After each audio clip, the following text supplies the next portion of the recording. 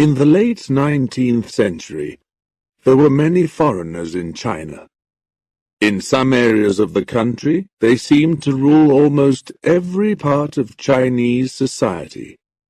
Some Chinese people were very unhappy about this and started a special group or society to fight the foreigners. The people in this society were called boxers, because some of them studied Chinese martial arts. Martial arts were their special ways of fighting. They fought against the foreigners from 1899 to 1901. This time in history is known as the Boxer Rebellion. Time: 1901. Place: a temple in Shandong Province, China. The old man walked into his room. The door was already open. Immediately he saw the small broken pots on the floor, and tears of sadness and anger filled his eyes. He was too late. The pots were not worth anything, of course, but they had contained the last of his honey. His special honey, made by his own bees. It was the honey that had given his students, the boxers, their strength. If a student ate some of this special honey, he became really strong for a short time. But no amount of strength could stop the guns. His students were now all dead. Now the foreigners took what they wanted.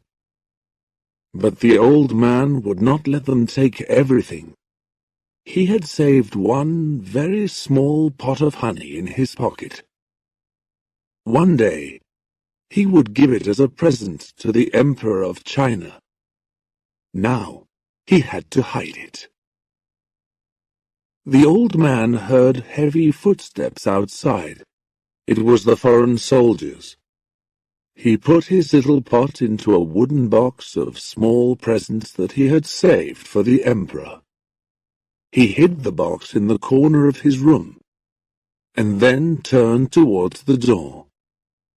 He walked into the bright morning sunshine for the last time. Time: the present. Place: Sweetbourne, a small town in Kansas, USA. Jack Rawlins put his hand up to his black eye as he walked into the kitchen of his home. He knew his eye looked bad. "Another black eye, son?" asked Evan Rawlins, Jack's dad.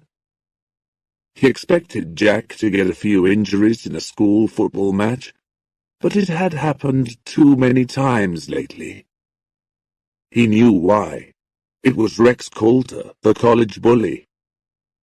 He was the only one who would want to give Jack a black eye. "I guess so, Dad. But I did get the winning points." Evan Rawlins smiled at his son. Jack was 16, almost a man, and he was popular at school. He was a good footballer, too, but Evan knew that Jack and all of his friends were being bullied during football matches. Everyone knew that the college bully was Rex Coulter. There was nothing Evan could do. There was nothing the other parents could do either. Boys play rough games. Boy, Rex Coulter was 18, and he was big. He had short blonde hair and a big nose, and he must have weighed at least 110 kilos. He wasn't as good at football as Jack was, but he was strong and fast, and he liked to hurt people. Evan put his arm round his son. "How about doing something to take your mind away from football?" Jack smiled. His dad bought and sold houses, and he often bought everything inside them too. Jack liked the houses, especially when they were old. He loved looking through the things that were in old houses, because sometimes, just sometimes, there was something really interesting there. "You want me to look through some old stuff again, right?" asked Jack. "Only if you want to, son." "When do I start?" "First thing tomorrow morning. But first, let's look at that eye." The house that Jack's father had bought was at the other side of town. An English army officer had built the house in 1930, and his family had lived there ever since. The army officer's granddaughter, now an old lady, had been the last person from that same family to live there. Jack parked next to a large tree in front of the house. He looked up at the building. For a town like Sweetbourne, it was an old house, and it looked old too. Inside, the rooms were in poor condition. This wasn't unusual in big old houses, but there was one room that was especially unusual. It was the biggest room on the ground floor. It was dark and full of old furniture. It was like a museum. There were old photographs on the wall of soldiers and places in other countries. One photograph showed a smiling army officer standing next to some Chinese men. The Chinese men's hands were tied, and they looked unhappy. Were they prisoners? The officer was wearing a British uniform. Was he the man who had built this house? Jack thought so. The shelves were full of things from China and India. Old coins and photographs, old pots and pieces of art, and even some dangerous-looking knives. Jack loved these old things and enjoyed looking at them. He could tell that this room contained many unusual and perhaps valuable things. Then there, in the corner of one shelf, was a simple little pot that didn't look unusual or valuable at all. Jack looked closer. It was very small, about the size of an egg. It was brown, with a small red and black bee painted on its side. Jack picked it up and saw that it had a top which was tightly shut. Nobody had tried to open it. Maybe nobody thought it was worth opening. Well, thought Jack, my dad owns this now, and he told me to look at things, so I'll open it. At first the pot was difficult to open, but after Jack tried a little harder, the top came off. Jack looked inside the pot, and saw, much to his surprise, that there was a small amount of thick, golden liquid inside. It smelled sweet. He knew at once what the smell was. It was honey. Even though there wasn't much there, Jack couldn't help putting his finger in and tasting it. It tasted delicious, with an unusual flowery taste that he couldn't recognize. He wanted to finish it all, but he had work to do. He would save it for later. Jack put the pot down on a shelf and decided to take a walk round the house to see what the garden was like. There was an old tree stump in the garden which he had to pass. There wasn't much space, and he hit his leg against the stump. He cried out, more in anger than in pain, and kicked against the stump. He was surprised to see that the stump flew into the air and landed at the other end of the garden. He went over to look at it. The old dead stump, Jack thought, must have gone soft in the ground. He looked at the stump. It wasn't soft at all. The roots were dead, but they were still there, and the stump looked hard and heavy. He looked again, and he saw that the roots had been torn out of the ground. Had he done that? Looking again at the size and weight of the stump, Jack guessed that he couldn't even lift it. He tried, and found to his great surprise that he could lift it, easily. It was as light as a pillow. He dropped the stump onto the ground, and the sound it made, as well as the hole it made in the ground, showed that the stump was very heavy indeed. "Woo-hoo!" Jack shouted. He didn't know how, but he had suddenly become as strong as 20 men, maybe more. Jack went to his dad's car, which was large and new and had a big engine. He put his hands under the front of the car and lifted. It came up as easily as lifting a chair. For the next 10 minutes, Jack went around the house, lifting every heavy thing he found. He was enjoying himself. Then, suddenly, when he tried to lift up a large stone in the garden, he couldn't move it a single centimetre. He tried his best, but it was no good. Jack's amazing new strength had left him as quickly as he had found it. He was normal again. "It was that honey," Jack said to himself. "It had to be." For some reason, the honey had given him great strength for a few minutes. Jack ran back to find the pot. There it was, still on the shelf. He closed the pot and put it into his pocket. He decided that it would be his secret until he decided what he would do with it. He wouldn't give it to his dad, at least not yet.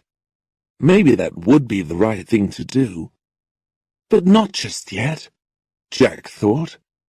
First I'll have some fun with it. Jack finished looking at the house and found plenty of other interesting things. But all day he thought about the honey in his pocket.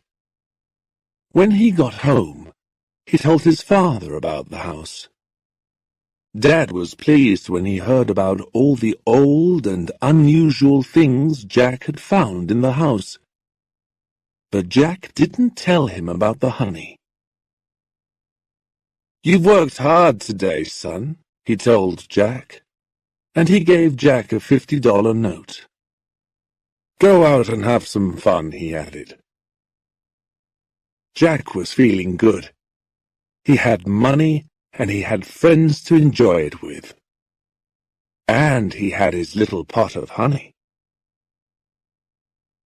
The morning was fine and sunny.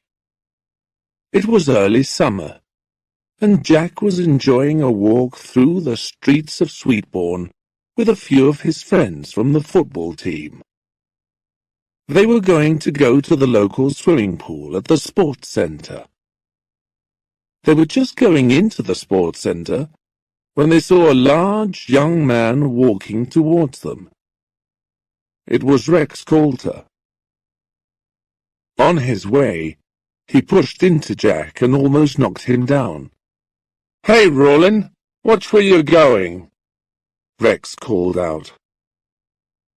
"You meant to do that," Jack told him. "I didn't see a little guy like you," said Rex. "You need to go to the gym and exercise a bit more if you want me to see you. You're so small I didn't notice you." Jack was quite tall, and he was healthy and strong too. But next to Rex, he did look small. Most people did, especially 16-year-old kids. But Jack was tired of Rex Coulter. "Why don't you just shut up, Rex?" Jack told him. Jack's friends went quiet. Had he gone crazy? They looked worried. Rex laughed. "Oh, yeah? Do you want to fight me and see? How about it, tough guy? Right now, huh?" Jack was feeling angry, but he wasn't feeling stupid. A street fight would just get Jack into trouble. He didn't want that. He wanted to fight Rex, but in some sport with rules. He wanted to make Rex look bad in front of everybody. But what sport could he choose? Jack had an idea. "Look," Jack said. "Everyone knows you're good at wrestling. You're the best at college, right? Well, how about a wrestling match? You against me." Rex could hardly believe what he was hearing. "Are you serious? I'm good. Very good. After 5 minutes with me in a wrestling match, you'll know what good means." "Oh, I'm serious, believe me," Jack said. Jack's friends were trying to stop him, telling him he was crazy.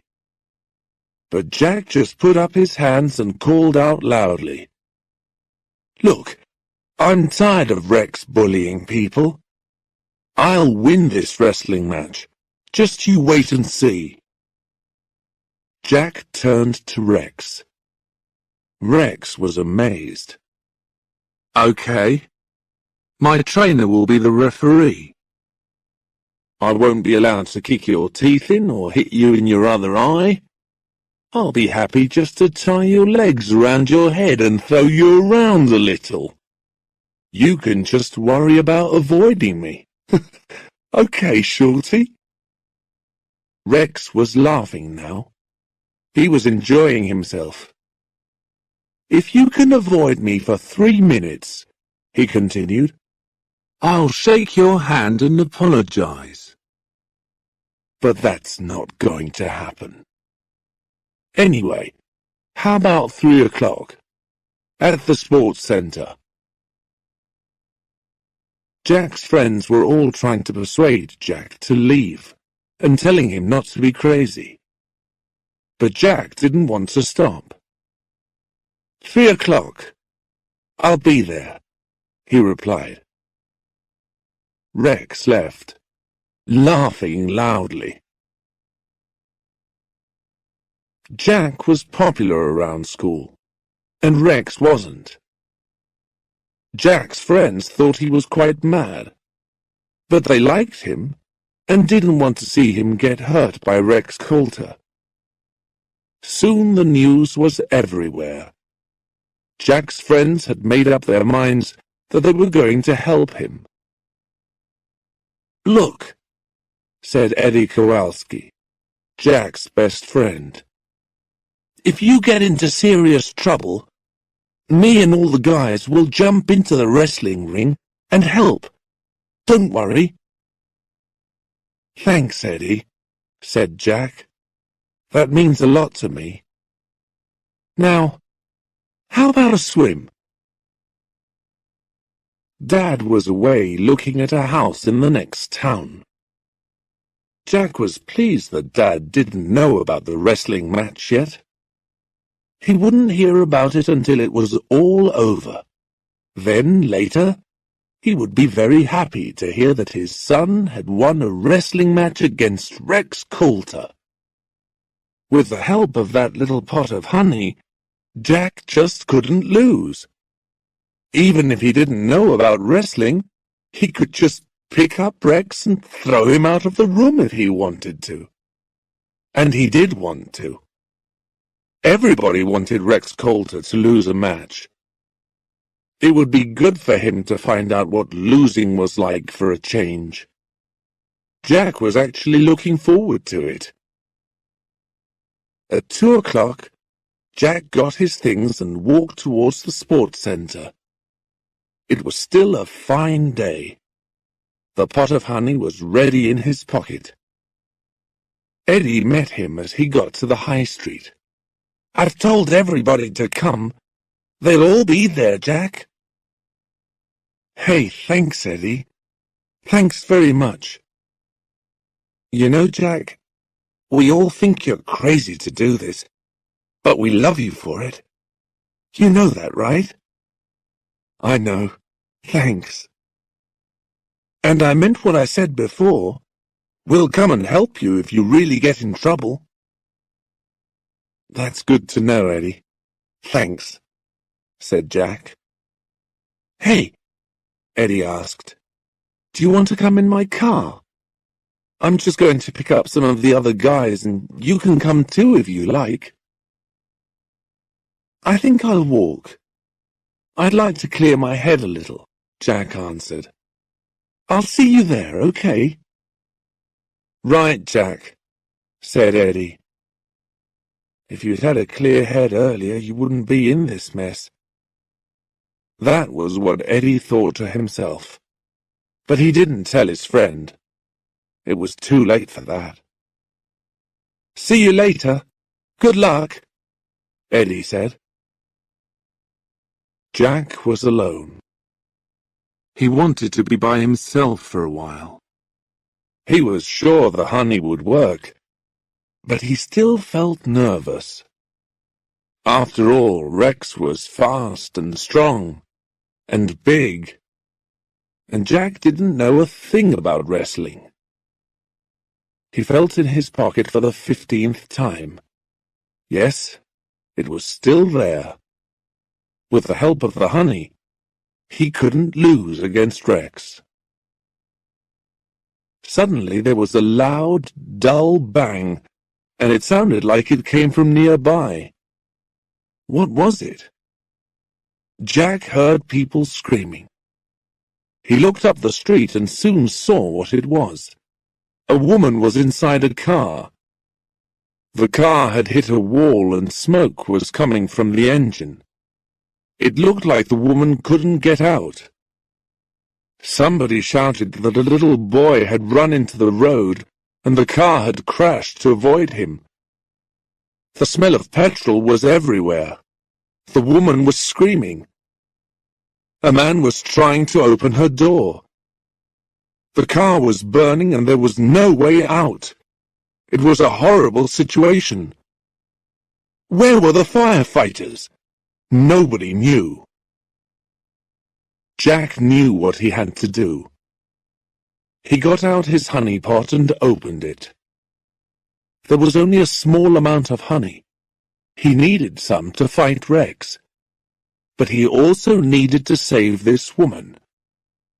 He decided at once that her life was more important, and ate all of it. He couldn't take any chances if he was to be sure of saving the woman. Jack ran over to the car and pushed his way through the crowd of people. He could see fire moving now, from the front of the car towards the woman inside. He had to move quickly. He got to the door, held onto the handle and pulled. The whole door came off, and the woman fell out. Jack helped her to run away from the burning car. 10 seconds later, the car exploded. "You saved my life," the woman cried. "But how did you... the door? I mean, it wouldn't move." "I guess I just got the lock in the right position." Jack looked at her. With her blonde hair and large nose, now dirty with smoke, she reminded him of somebody. "What's your name, son?" she asked. Jack told her. Then he hurried off before she could say anything else. "I'm late for something. I've got to go. Bye," he shouted. Jack ran down the street. It was almost 3 o'clock and he had a wrestling match. But what was he going to do? He had used up all of his honey. He couldn't fight Rex without it. But wait, maybe, just maybe it was still working. Jack looked around for something to test himself on. He saw a parked car and tried to lift the front of it. It was no good. He just couldn't move it. Jack was back to his normal strength, and he had no more of the honey left.